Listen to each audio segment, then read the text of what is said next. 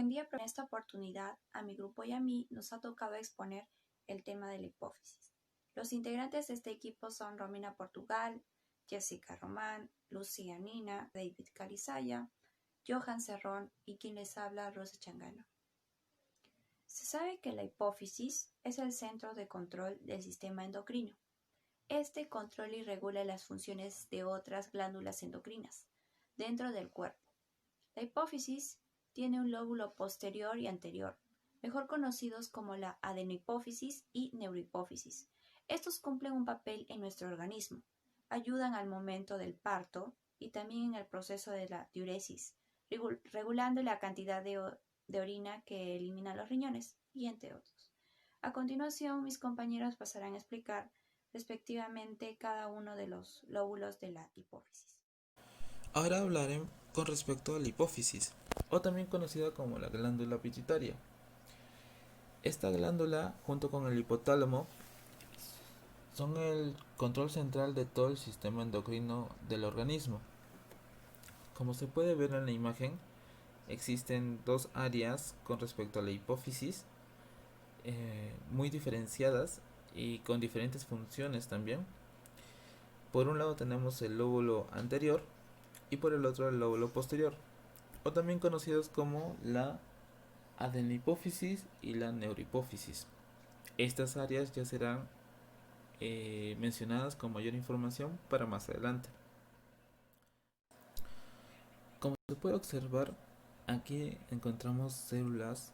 Estas son células magnocelulares, las cuales están directamente conectadas con la hipófisis, vienen del hipotálamo, pero estas células no son o no segregan neurotransmisores.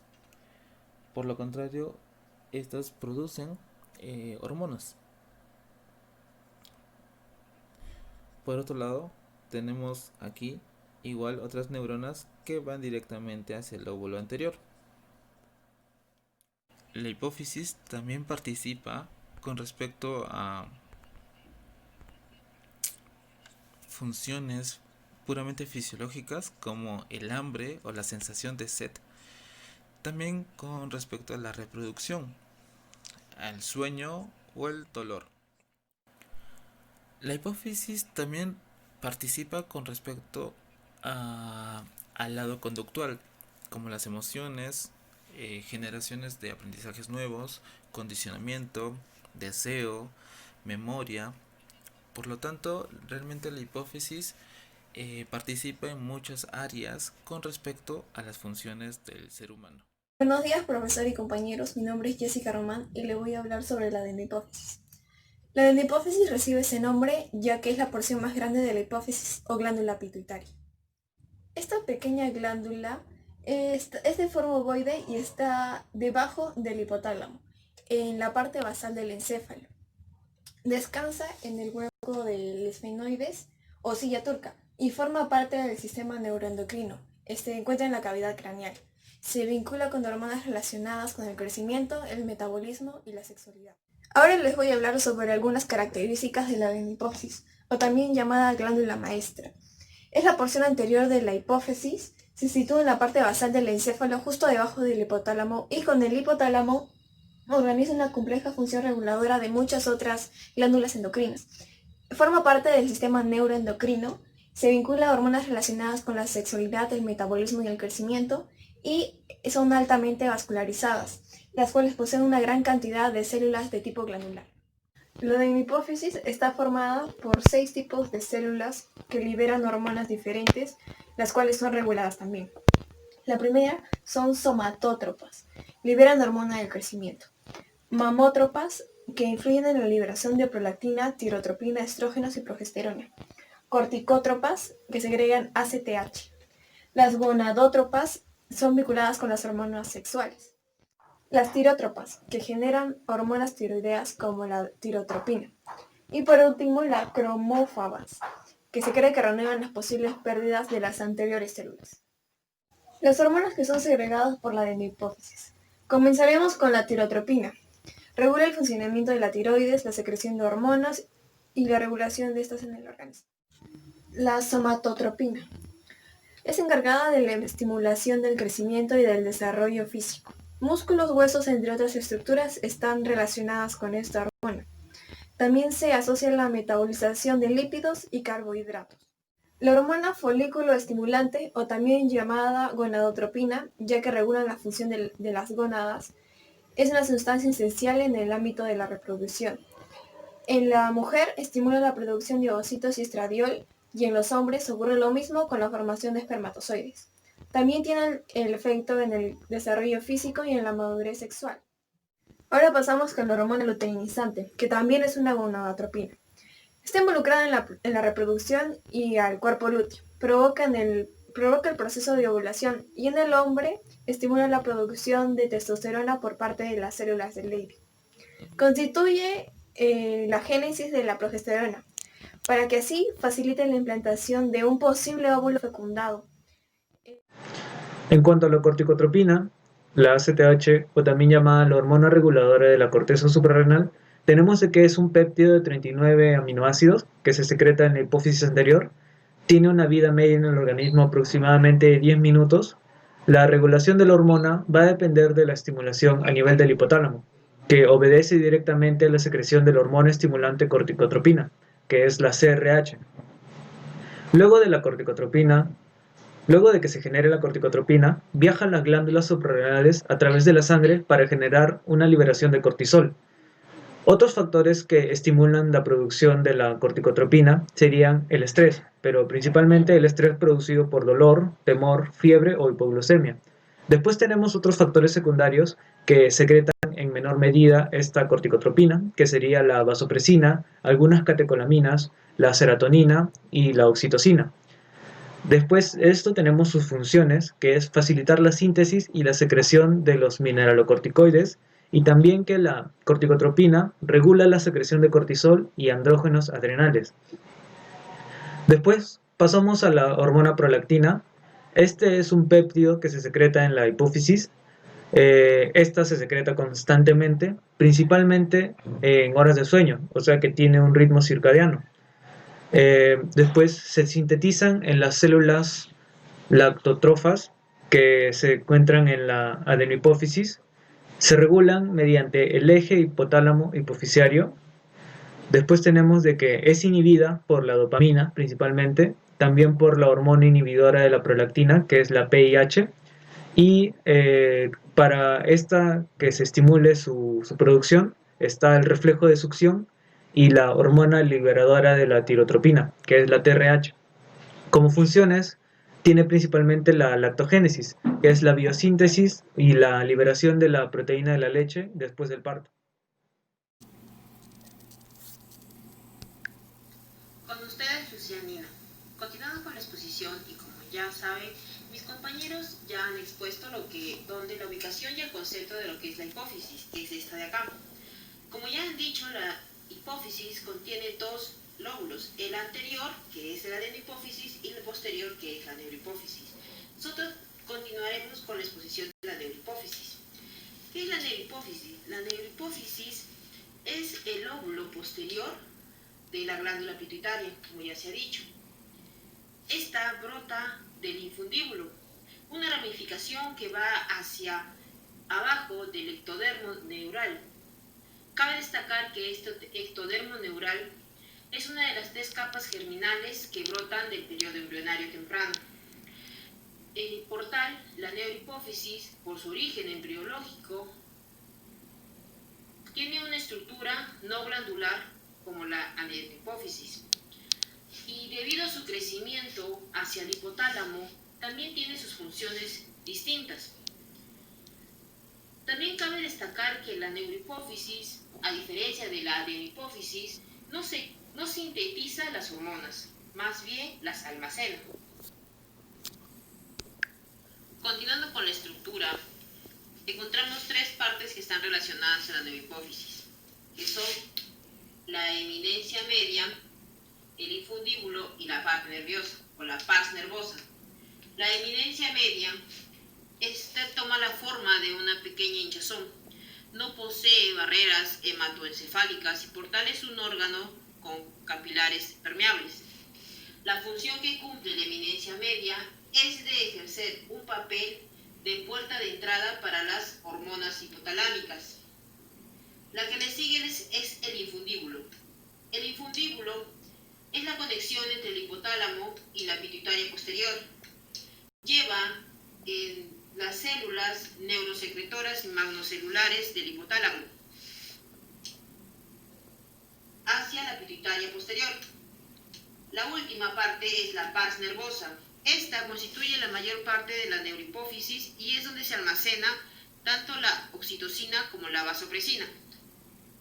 Continuando con los axones que pasan desde el hipotálamo hacia la neurohipófisis, estos axones tienen sus núcleos en el hipotálamo, específicamente en el núcleo supraóptico y en el núcleo paraventricular.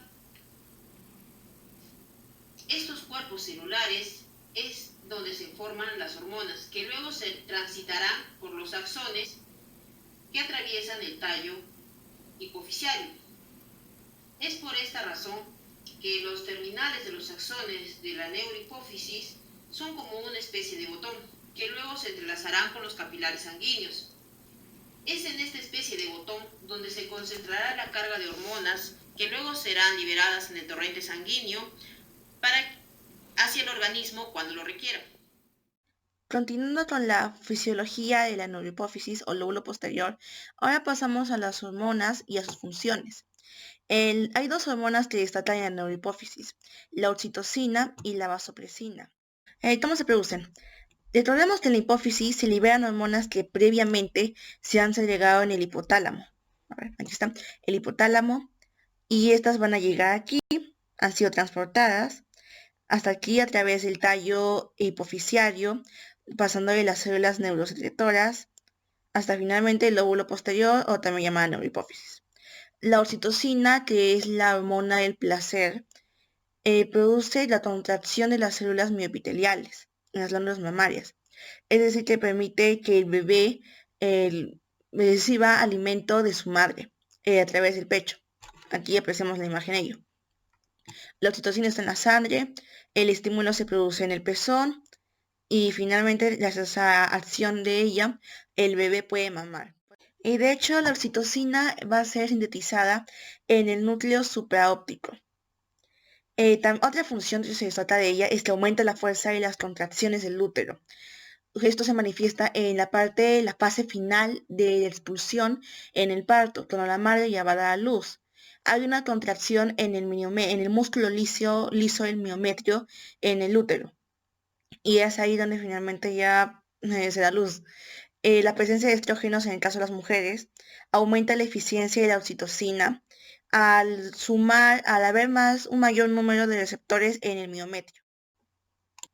Una curiosidad de la oxitocina es que se segrega durante el contacto ocular entre individuos. De hecho, según un estudio, algunas personas que presentan trastornos o ansiedad, al no establecer un contacto visual, tienen menos niveles de oxitocina en la sangre. Y ahora pasando a la vasopresina, también llamada la ADH o la hormona antidiurética, es segregada en el núcleo paraventricular. Esta tiene tiene dos funciones, una relacionada al sistema cardiovascular y otra relacionada al sistema endocrino. En el sistema cardiovascular, aquí vemos la imagen de la vasopresina. En la V1 forma lo que es la vasoconstricción, aumentando el pulso, la presión arterial, el incremento del pulso de la presión arterial, y la V2 que va a estar relacionada a los riñones, en el cual controla la diuresis, es decir, la formación de la orina en el riñón, en la nefrona. Recordemos que el proceso de diuresis es cuando se eliminan al exterior ciertas sustancias tóxicas. ¿Esto con qué fin? Con el fin de evitar que perdamos mucha agua, pero para que me entiendan mejor, en sí la ADH va a ejercer su acción a través de los vasos sanguíneos y en el tubo colector. En los vasos sanguíneos por los receptores V1 y en el tubo colector por el V2, receptores V2. Aquí originando la vasoconstricción y en los receptores V2 la reabsorción del H2O o del agua. Son enfermedades de la neurohipófisis. Tanto por el aumento o la disminución de la ADH, o sea, la vasopresina, se va a dar lugar a dos enfermedades importantes. La diabetes insípida, como la CIADH, o también llamado el síndrome de secreción inadecuado de ADH. La diabetes insípida va a ser una enfermedad por el cual está caracterizado debido a que afecta la vasopresina y a una incapacidad para secretar la orina. La diabetes insípida se divide en dos tipos: la diabetes insípida central y la diabetes insípida nefrogénica. La diabetes insípida central se caracteriza porque hay una disminución de la hormona antidiurética, mientras la nefrogénica es más que todo una disminución y una incapacidad en los riñones para concentrar la orina. Puede ser, como sale aquí en la imagen, hay causas tanto genéticas, familiares, heredadas, y otras por tumores, traumas, golpes, etc. En cuanto a la CIADH, es un trastorno de la excreción urinaria de agua por la incapacidad de supresión, un aumento en la capacidad de producción de la ADH. Las causas más de todo pueden ser por trastornos del sistema nervioso central, cuando hay tumores, por algunos fármacos, inclusive. Continuando con la exposición, yo pasaré a hablar sobre el sistema neurohipofisiario. Este está constituido por neuronas neurosecretoras péptidas, cuyo soma se localizan en los núcleos supraópticos NOS y paraventricular NPV del hipotálamo.